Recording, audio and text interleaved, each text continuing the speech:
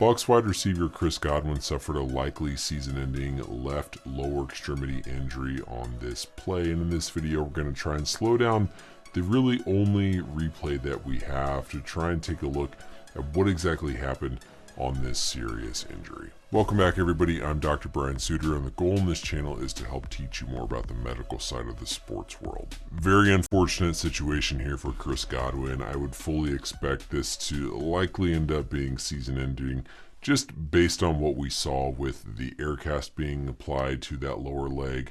My ultimate concern here is probably more so for an ankle fracture dislocation as opposed to a true tibia fracture like what we saw with Aiden Hutchinson. Essentially, you can think of this mechanism as the extreme case of a high ankle sprain. Of course, the injury here is to Godwin's left lower leg, and as he comes forward here, this is going to be Godwin's left foot. So keep an eye on that position of the foot, and then as the Ravens player comes through, we still see Godwin's left foot right down there, but then the Ravens player falls into his ankle. And so right in this position, you see the ankles being brought up a little bit into dorsiflexion, but then we get this load from the outside of the ankle, forcing Godwin's ankle to go into this extreme everted position, so the opposite of an inversion ankle sprain, combined with that external rotation, and basically just get caught up underneath him.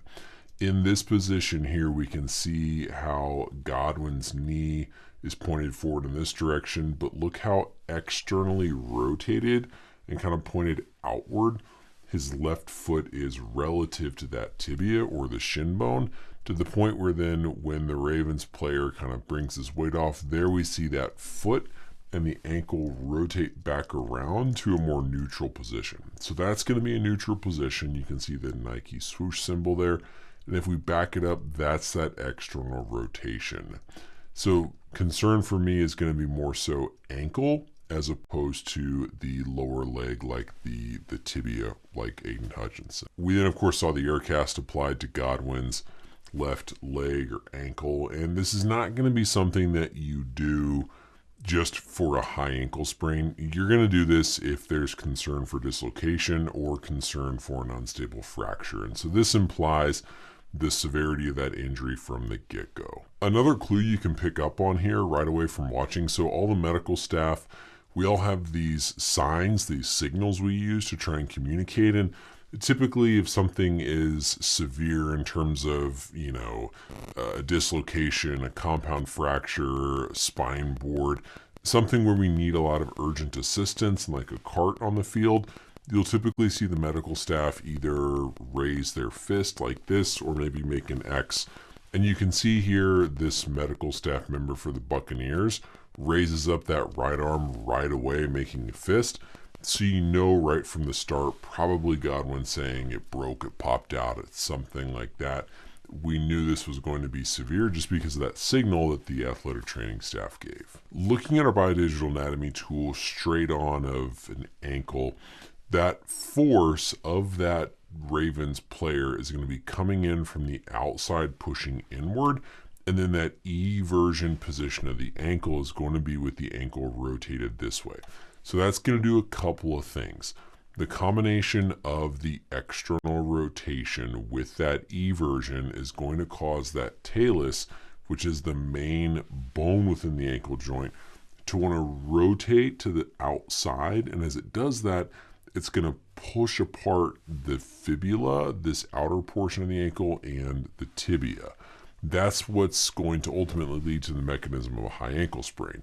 But if the forces are high enough where you get enough rotation, enough energy through there, not only are you going to tear these ligaments, but you can also cause a fracture. These bumps are called the malleoli, and so we have a lateral malleolus, which is the bump you can feel out here on the outside of your ankle, and then the medial malleolus is right here. I would suspect something like maybe a bimalleolar ankle fracture, which would imply that both this part of the bone and this part of the bone are fractured, and then the joint is unstable or partially dislocated. Just again, based on the severity of putting an air cast on the field. as opposed to, like we said, something with Aiden Hutchinson, which is going to be a fracture higher up, more in like this part of the tibial shaft. I think with Godwin, probably dealing with more the ankle.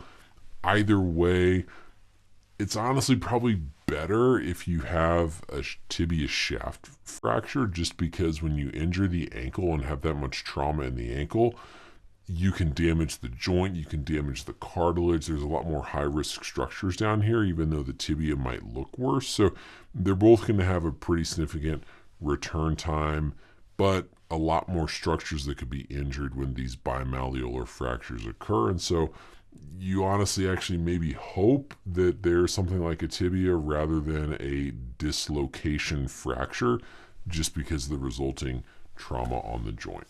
So if we go back one more time to the play here and watch through this, again, keep an eye on that left foot of Godwin right there. He steps out. That foot gets brought up into dorsiflexion, loading that tibiotalar mortise, that joint. As the Ravens player falls on the outside of the ankle, that's going to force it into eversion, external rotation.